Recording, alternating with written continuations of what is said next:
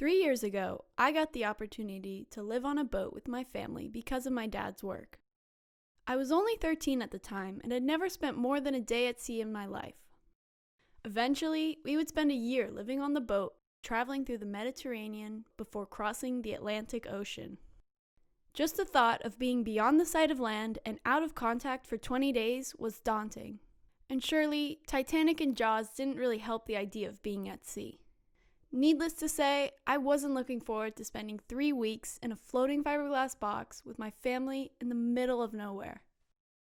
On November 19th, it was time to say goodbye to land and fresh food and head west across the ocean.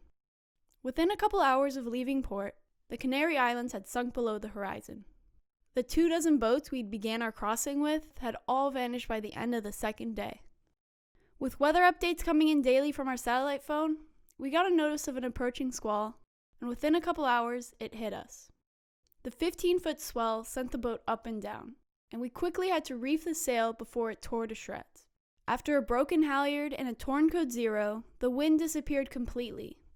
The waves followed suit until they too could not venture out as far as we did.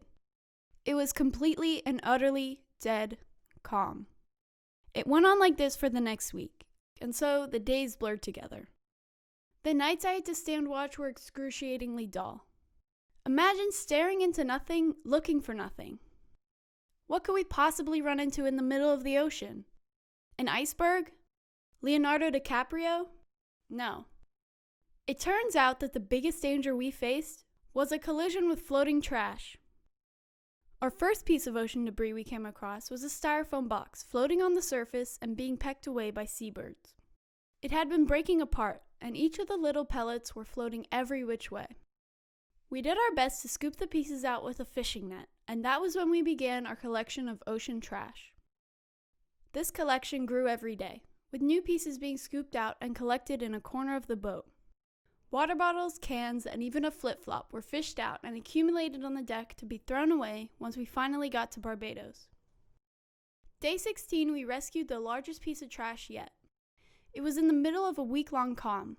The wind was still MIA, and the only thing disturbing the horizon, other than our wake, was a bobbing propane tank. So we veered off course and passed by the tank to fish it out. It was covered in rust, barnacles, and words in a language I didn't recognize. Wherever it came from, it probably had a pretty interesting story. It could have come from a cargo ship rounding the Cape of Good Hope, or maybe debris from a hurricane in the Gulf of Mexico.